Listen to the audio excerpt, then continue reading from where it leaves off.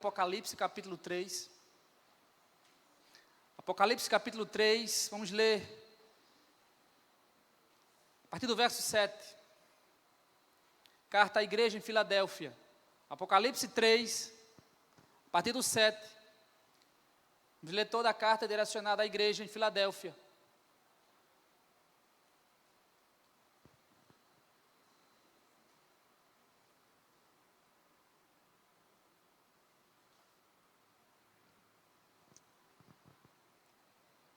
Amém? Então vou ler, os irmãos acompanhem. Ao anjo da igreja em Filadélfia escreve: estas coisas diz o santo, o verdadeiro, aquele que tem a chave de Davi, que abre e ninguém fechará, e que fecha e ninguém abrirá. Conheço as tuas obras, eis que tenho posto diante de ti uma porta aberta, a qual ninguém pode fechar. Que tens pouca força, entretanto, guardaste a minha palavra e não negaste o meu nome. Eis, farei que alguns dos que são da sinagoga de Satanás, desses que assim mesmo se declaram judeus e não são, mas mentem, eis que eu os farei vir e prostrar-se aos teus pés, e conhecer que eu te amei. Porque guardaste a palavra da minha perseverança, também eu te guardarei da hora da provação, que há de vir sobre o mundo inteiro, para experimentar os que habitam sobre a terra. Venho sem demora, conserva o que tens, para que ninguém tome a tua coroa. Ao vencedor, falo-ei, coluna no santuário do meu Deus, e daí jamais sairá. Gravarei também sobre ele o nome do meu Deus, o nome da cidade do meu Deus, a nova Jerusalém, que desce do céu, vinda da parte do meu Deus, e o meu novo nome. Quem tem ouvidos, ouça o que o Espírito diz às igrejas. Eles eram dois irmãos, ambos eram reis. O amor que eles tinham um pelo outro era tão forte que inspirou o nome de Filadélfia. Filadélfia, uma palavra grega formada por outras duas palavras, filéu, amor, e adelphos, irmão. Essa era a cidade do amor fraternal. O irmão mais velho, Eumenes II, serviu como rei da vizinha Pérgamo, nos anos de 1197 a 160 a.C. Quando Eumenes morre, o seu irmão mais novo, Átalo II, o sucede no trono, governando de 160 a 138 a.C. Logo que ele ascendeu ao trono, ele ganhou o nome de Filadélfio. Alguns antigos escritores dizem que foi esse mesmo homem que fundou a cidade de Filadélfia. Na época em que João escreveu o Apocalipse, alguns filadélfios não estavam agindo de maneira tão fraternal. Os judeus pareciam hostis para com os cristãos daquela cidade. Jesus chamou a comunidade judaica de sinagoga de Satanás, e mentirosos que se dizem judeus e não são. Mas Jesus elogiou os cristãos por causa da sua perseverança. Ele disse que havia aberto uma porta para eles e que ninguém jamais poderia fechar. Filadélfia era a mais jovem das 7 igrejas da Ásia Menor. Também era conhecida como a Pequena Atenas, por causa do grande número de templos pagãos que havia naquela cidade. A divindade mais cultuada em Filadélfia era Dionísio, o deus do vinho, o deus da alegria, do teatro, das orgias e dos bacanais. A cidade de Filadélfia fora fundada para ser uma porta aberta de divulgação da cultura e do idioma helênico, missionária na divulgação da filosofia grega. Mas Cristo colocou-a como porta aberta para proclamar o Evangelho de Deus. A cidade fora castigada por vários terremotos e as pessoas daquela cidade viviam assustadas. Paredes rachadas, desabamentos eram coisas comuns naquele lugar. Afinal de contas, ali era uma região perigosamente vulcânica. Engraçado, ao que parece, a cidade do amor fraternal não era nada segura. Mas, para a igreja, assustada com abalos sísmicos da cidade, Jesus diz: ao vencedor, falo-ei, coluna no santuário do meu Deus, e daí jamais sairá. Tendo dito isto, irmãos, eu fraciono o texto lido nessa noite em 3 momentos, em 3 partes. A primeira parte vai do verso 7 a verso 8a. É a parte onde Jesus se apresenta à igreja. Veja comigo como ele se dirige àquela igreja. Capítulo 7. Ao anjo da igreja em Filadélfia escreve: estas coisas diz o santo. Santo. Jesus é santo em seu caráter. Jesus se apresenta como santo. Ele é santo em seu caráter. Ele é santo em suas palavras. Ele é santo nas suas ações. E ele é santo nos seus propósitos. A expressão, o santo, sempre vai se referir a Deus. No singular e no artigo definido, o santo. Isaías 43:3 diz: porque eu sou o Senhor, teu Deus, o Santo de Israel, o teu Salvador. O anjo que anunciou seu nascimento para Maria disse: será chamado Santo, Filho de Deus. Lucas 1:35. Os discípulos também afirmaram sua santidade. Eles disseram: nós cremos e sabemos que tu és o Santo de Deus. João 6:69.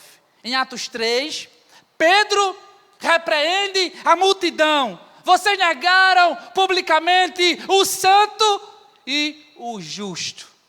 Os 4 seres viventes, diante da sala do trono celestial, proclamam perpetuamente: santo, santo, santo é o Senhor Deus Todo-Poderoso, que era, que é e que há de vir. Apocalipse 4, versículo 8. A santidade descreve a total separação de Deus do pecado. Significa sua imaculada perfeição. A santidade de Deus, irmãos, assombra-nos. Ele nunca pecou, desde toda a eternidade. Não há nele nenhuma mancha, nenhum resquício de mácula. Aterroriza-nos sabermos que não é o pastor, não são os presbíteros da igreja, o padrão de perfeição e santidade. O padrão de santidade é o próprio Deus. E Ele nos chama, nos convoca, para assim como Ele é santo, sermos também. Como pode, irmãos? Homens pecadores, falhos, miseráveis, corruptos como nós, sermos santos como Deus é. De um lado da balança está Deus, com a sua perfeição, com a sua santidade, o seu caráter imutável desde sempre, desde toda a eternidade. Do outro lado da balança está toda a humanidade, desde Adão até o homem que nascerá neste mundo. Essa balança, para ser equilibrada, ela precisa que o mesmo peso seja colocado do outro lado. Deus está de um lado, toda a humanidade está do outro. E essa balança não se move nem 1 centímetro sequer para que aquela balança seja equilibrada. Só há uma maneira de equilibrarmos a balança. Deus de um lado, toda a raça humana do outro. A única forma de colocarmos equilíbrio é colocando a justiça, a santidade do seu Filho Jesus Cristo. A única maneira, meus irmãos, de nos acharmos aceitáveis diante de Deus é estarmos debaixo da justiça, da perfeição e da santidade do seu Filho Jesus Cristo. Deus não aceita a justiça de homens. Deus não aceita as nossas boas ações, os nossos atributos morais, a nossa ética.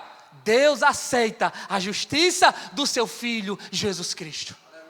Quem subirá ao monte do Senhor?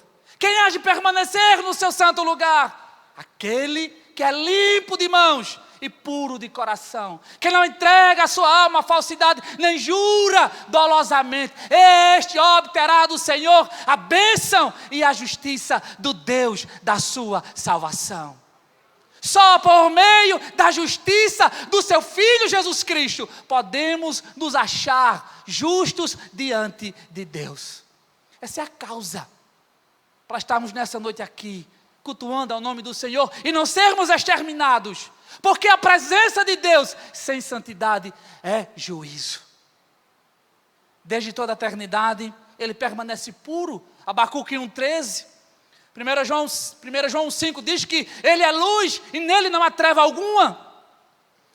Sua santidade é o padrão para a sua igreja. Ele é o grau mais elevado em santidade. Ele, nenhum pensamento, nenhuma mácula, nenhuma mancha. Até a ira dele é completamente santa. Ele é o padrão, Ele é a quintessência, Ele é o suprassumo, Ele é o modelo que a igreja deve seguir. Mas Ele também se apresenta como verdadeiro. Ou seja, o autêntico, Ele é original. Ele não é uma cópia, Ele não é uma fraude, Ele não é um Deus manufaturado por mãos humanas. Ele é um Deus vivo, ativo, um Deus pessoal, um Deus relacional. Ele é o Deus que está entre nós e dentro de nós, efetuando milagres e maravilhas. Ele é o verdadeiro Deus e não um Deus falso. Produto da imaginação do homem. A verdade, meus irmãos, ela não é relativa. A verdade é absoluta. A verdade não é abstrata, ela é concreta. Ela não é subjetiva, ela é objetiva.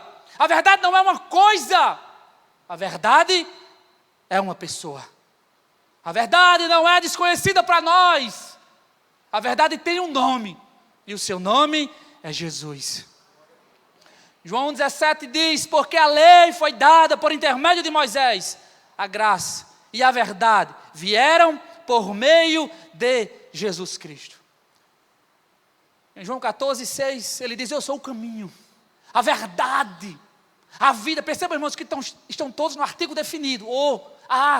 Ele não é um, ele é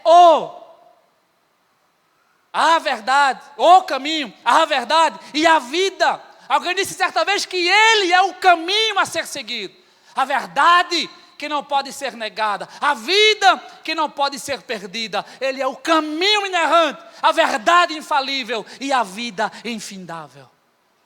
Um erudito escritor do século XX chamado Dr. Gordon Clark diz que a única maneira de conhecermos a verdade é por meio do estudo lógico da palavra de Deus. Fora dele não há verdade. Como diz Romanos 3,4, seja, porém, Deus verdadeiro e todo homem mentiroso. Ele continua se apresentando à igreja.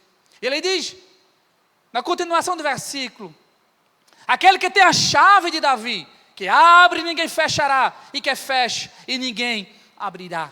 Chave de Davi ressalta que Jesus é da linhagem messiânica. Isaías 11,1 diz: do tronco de Jessé sairá um rebento, e das suas raízes um renovo. A chave simboliza a autoridade de Jesus para permitir que as pessoas entrem no céu ou sejam excluídas dela. Ele confiou esta autoridade à sua igreja.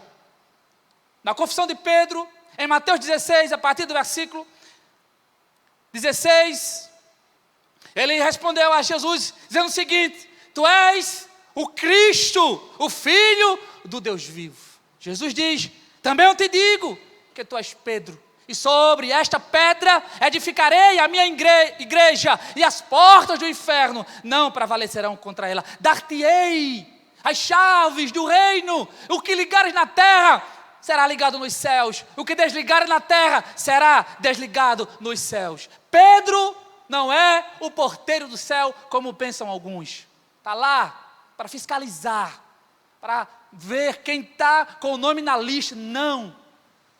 Pedro representa a igreja. A chave do reino está na mão de Cristo, e Ele deu essa chave à igreja. A igreja abre a porta do céu quando anuncia o evangelho, e a igreja fecha a porta dos céus quando ela cala a sua boca. Eis que tenho posto diante de ti uma porta aberta, a qual ninguém pode fechar. A porta simboliza o convite do Evangelho. A porta é o próprio Cristo. Ele abriu a porta da graça. Quando da queda do homem, em Gênesis 3,15, ele fez a primeira promessa. O proto-evangelho: porém, inimizade entre ti e a mulher, entre a tua descendência e o seu descendente. Este te ferirá a cabeça e tu lhe ferirás o calcanhar. Ele abriu a porta da graça quando ele antecipadamente agraciou todos aqueles que se submeteram aos ritos e símbolos do Antigo Testamento. Ele abriu a porta dos céus, a porta da graça, quando do deserto da Judeia enviou João Batista pregando arrependimento para a remissão de pecados. Ele abriu a porta da graça quando o próprio Deus entrou na história, quando o Verbo se encarnou e encarnado sofreu como um malfeitor. Ele abriu a porta da graça quando ele deu vista aos cegos, quando ele fez os coxos andarem, quando ele purificou os leprosos, quando ele ressuscitou os mortos e quando ele anunciou as boas novas do Evangelho. Ele abriu a porta da graça quando ele disse: vinde a mim, todos vós que estáis cansados e sobrecarregados, e eu vos aliviarei. Tomai sobre vós o meu jugo e aprendei de mim, que sou manso e humilde de coração, e encontrareis descanso para as vossas almas, porque o meu fardo é leve e o meu jugo é suave. Ele abriu a porta da graça quando ele foi à cruz como malfeitor. E lá na cruz ele disse: está consumado. Gritou para os céus, para o inferno, para os anjos, para os homens ouvirem: está pago, está aqui, está consumado. Ele abre a porta da graça quando ele chama você a uma vida de submissão ao seu senhorio. A porta é o próprio Cristo. Ele diz: eu sou a porta, em João 10,9. Se alguém entrar por mim, será salvo. Entrará, sairá e achará pastagem. Ele é a porta da graça. Ele é a porta aberta. Ele é a porta da salvação. Ele é a porta da esperança. Mas também eu tenho que dizer nessa noite: Ele é a porta estreita. Não podemos mentir para ganhar as pessoas. Não podemos negociar o conteúdo da mensagem. Ele é a porta da salvação, mas também Ele é a porta aberta. Se você vier entrar por essa porta, você encontrará o caminho apertado, o caminho estreito, subidas e descidas, mas você encontrará a mão poderosa de Deus, o seu sangue purificando a sua vida e te dando graça para vencer todos os obstáculos. Os judeus tentaram impedir a igreja de assumir seu lugar no reino de Deus. Mas em João 1, 11 e 12, ele diz: veio para o que era seu, e os seus não o receberam, mas a todos quantos o receberam, deu-lhes o poder de serem feitos filhos de Deus, a saber, aos que creem no seu nome. Segundo momento, Jesus se apresenta à igreja como o santo, o verdadeiro, aquele que abre a porta e que ninguém fecha. Ele agora, irmãos, mostra que ele conhece a igreja. Verso 8b e verso 9. Ele diz no verso 8: tens pouca força. É o que ele diz à igreja. Tens pouca força. Isso não significa que aquela igreja não tinha poder, mas que ela era formada por poucas pessoas, composta na sua maioria por pobres e escravos. A igreja era pequena, limitada em número, mas poderosa na palavra. Entretanto, guardaste a minha palavra e não negaste o meu nome. O poder da igreja não está nas suas obras, não está no seu fluxo de caixa, não está no templo físico, não, ou na membresia. O poder da igreja está na sua fidelidade a Deus. A igreja verdadeira é reconhecida diante de Deus por meio da sua perseverança diante das tribulações. Irmãos, precisamos de uma igreja fraternal. Filadélfios, a cidade do amor fraternal. Precisamos de uma igreja fraterna, mas também precisamos de uma igreja ortodoxa. Impera o amor, impera a verdade. São requisitos, qualidades inegociáveis. Carregamos o nome santo de Deus em nossas vidas, e a Ele devemos obediência. A igreja precisa ser fiel e obediente, como a promessa que Ele fez à igreja de Esmirna, ser fiel até a morte, e dar-te-ei a coroa da vida. Há um certo dilema vivido pela igreja, irmãos. E o dilema essa é a máxima. Às vezes, aquele que pode livrar, livra, e às vezes, não livra. Às vezes, o Deus que pode livrar, livra seu povo, e às vezes não livra. Como você resolve essa questão? Como você responde a esse dilema?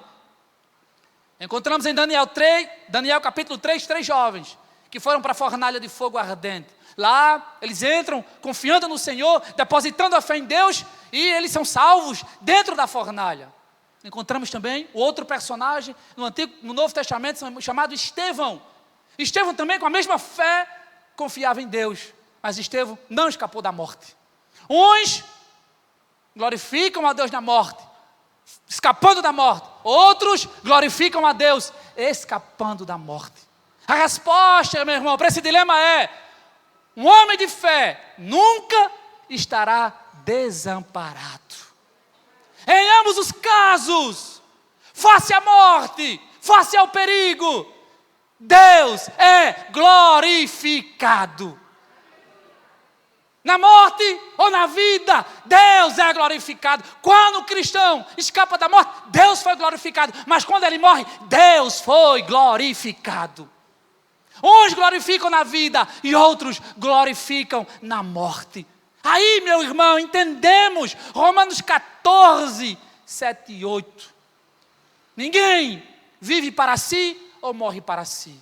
Se vivemos, para o Senhor vivemos. Se morremos, para o Senhor morremos. Quer, pois, vivamos ou morramos, somos do Senhor. A igreja enfrentou o Império Romano dos primeiros séculos. A igreja resistiu ao judaísmo naquela época. E a igreja dos dias atuais sobreviverá às tempestades que se levantarem contra ela. Mais uma vez, João deixa claro que os verdadeiros judeus não são os que vão à sinagoga adorar a Deus, mesmo sendo judeus externamente, por meio da raça e da religião. A implicação clara é que os verdadeiros judeus são os que são por dentro e não os que são por fora. Os verdadeiros judeus são os que têm a fé de Abraão em seu coração e não o sangue de Abraão. Eu leio algumas biografias. Irmãos, quando fui chamado para o ministério, nunca imaginei que poderia, irmão, viajar para um outro país. Sempre a gente pensa num futuro bem distante, né? Quem sabe, quando eu ficar velho, me aposentar, for jubilado, eu viajo para fora do país. Mas essa realidade para nós já é presente, é um futuro bem próximo. Nós aceitamos o desafio de irmos para uma outra nação, um outro país. Irmãos, eu leio algumas biografias de outros homens que deram a vida por causa do Evangelho. Sofreram por amor a Cristo. Nós temos uma ideia muito dúbia acerca de honra. Parece que o homem é honrado por Deus quando ele assume uma igreja maior, quando ele troca de carro, quando ele compra uma casa nova. Deus está honrando. Parece que é assim. Foi para uma cidade, uma grande metrópole, Deus está honrando. Se assume uma igreja pequena, poxa, parece que Deus não está vendo. Alguém disse certa vez, e toda vez que eu tenho oportunidade eu reproduzo isso: a igreja não é grande nem é pequena, a igreja está em crescimento. Então, essa ideia de honra apenas em grandes lugares, irmão, isso é uma ideia dúbia, errada. Alguém disse: por que é que as flores mais belas, mais bonitas, elas nascem nos desertos, aonde ninguém vê? A resposta última é que aquele que plantou-as se alegra em contemplá-las. Não importa aonde está o ministro, aonde está o servo, aonde está o obreiro, a minha honra e a minha glória é ser um instrumento nas mãos de Deus. Pouco importa pregar para uma grande multidão ou pregar para uma pessoa. Abre a tua boca, que através do teu testemunho, Deus pode salvar uma vida. A última biografia que eu li de Hudson Taylor, um missionário inglês no coração da China. Um jovem batista inglês saiu da Inglaterra e foi para a China. Meu irmão chegou lá com 21 anos, um jovem, sem muita ideia na cabeça, sem dinheiro no bolso, sem esposa, nem a junta que o enviou, achava ele o mais capacitado. Mas lá ele foi, com o coração ardendo, ávido por pregar o Evangelho. Lá ele conhece Maria, outra missionária, e lá eles casam. Eles têm 8 filhos. Mas diz a biografia de Hudson Taylor que ele vai perdendo um filho, depois o outro, e ele perde 4 dos seus filhos. E por fim, ele perde a sua esposa Maria. Pois, já com a idade avançada, ele volta. Ele foi 11 vezes para a China. No final da idade, ele volta para a sua terra natal. E ele estava para aconselhar um novo grupo de missionários que estava para ir para a China. E fizeram a Hudson Taylor 2 perguntas. Hudson Taylor, o que você tem a dizer sobre a sua família? O que é que aquele homem ia dizer? Havia perdido 4 dos seus filhos e a sua esposa, a sua primeira esposa. Ele casou uma segunda vez. Ele disse: tenho certeza que a minha família estará toda reunida novamente nos céus. Fizeram a segunda pergunta, Hudson Taylor, e o que é que você diz sobre a China? Ele disse: se 1000 vidas eu tivesse, 1000 vidas eu daria pela China. Ah, irmão, será que um negócio desse não nos envergonha? Será que é feio se envergonhar pelo fato de sermos tão omissos, negligentes para com a obra de Deus? Ah, irmãos, esperamos grandes honras neste mundo. A minha maior honra não é aqui, a minha coroa está nos céus. Trocarei a minha cruz por uma coroa. Nesse mundo, Jesus disse, os servos não são maiores do que o seu Senhor. Se me perseguiram, perseguirão vocês também. Mas se ouviram as minhas palavras, ouvirão também as vossas. Se eu venci, vocês também vencerão. Um outro jovem, no século passado, nos anos de 1950, chamado Jim Elliot, saiu com 4 outros jovens dos Estados Unidos para pregar aqui na América do Sul, mais precisamente às margens do rio Amazonas, no Equador. Eles foram pregar para uma tribo indígena, uma tribo selvagem, uma tribo implacável. Se tivesse qualquer contato com outros povos, eles matavam a lançadas. E aqueles homens fazem o primeiro contato através de um avião. E ali eles se comunicam com aqueles indígenas. E um certo dia, eles têm a ousada ideia de conversar com aqueles homens pessoalmente. Eles descem o avião, às margens do rio Amazonas. Quando eles descem, os índios se escondem na mata. E de repente eles aparecem. Cada um com uma lança. E eles lançam aqueles homens e matam aqueles homens. Os corpos daqueles homens agora caminham, flutuam sobre o rio Amazonas. As pessoas ficam chocadas com tamanha barbárie.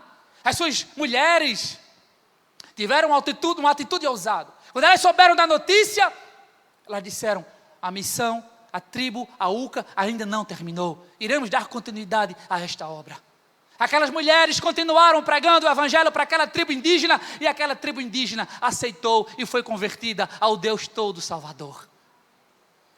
O homem que matou Jim Elliot, o indígena, tornou-se pastor, e ele foi quem batizou nas águas o filho de Jim Elliot. Irmãos, será que a obra daqueles homens foi perdida porque eles morreram por amor a Cristo? Há um filme, inspirou um filme chamado Terra Selvagem. Depois você pode assistir no YouTube. Terra Selvagem é o nome do filme. O Senhor nos convoca para pregarmos, para anunciarmos a mensagem. Como Paulo disse a Timóteo, quer seja oportuno, quer não, abre a tua boca. E por fim, Jesus, depois de se apresentar à igreja, de dizer que conhecia a igreja, ele agora faz promessa à igreja. Versículo 10, ele diz, porque guardaste a palavra da minha perseverança, também eu te guardarei da hora da provação, que há de vir sobre o mundo inteiro, para experimentar os que habitam sobre a terra. Temos aqui uma referência escatológica aos ais messiânicos que precederão a volta do Senhor. Este tempo de grande tribulação envolverá dois aspectos. O primeiro deles, o anticristo perseguindo a igreja. E o segundo, os julgamentos divinos que serão derramados sobre uma civilização rebelde e apóstata. A ira de Deus não atingirá seu povo quando for derramada sobre o anticristo. Deus preservará o seu povo. Face ao perigo, seu povo avançará, incólume, são e salvo para o seu reino celestial. Venho sem demora, é o que ele diz no versículo 11.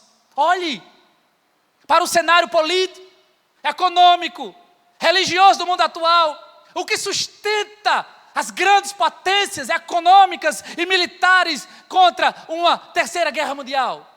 O que é que sustenta? O que é que preserva esse fio tão tênue?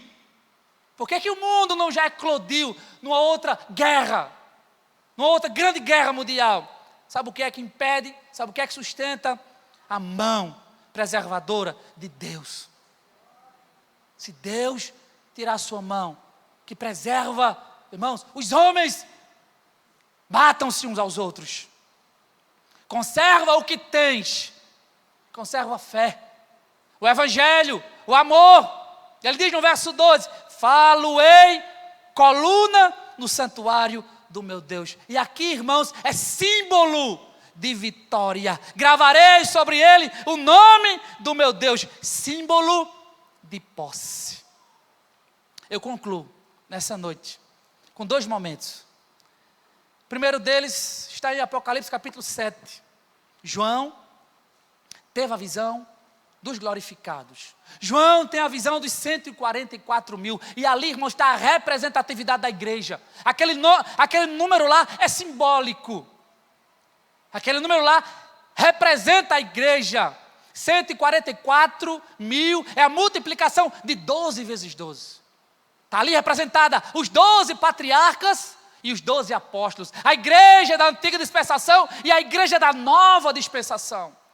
Mas na frente, João vê esse mesmo número, e ele diz que agora é uma multidão incontável, que homem nenhum pode contá-la, de nação, povos, tribos e línguas. Ele vê uma multidão.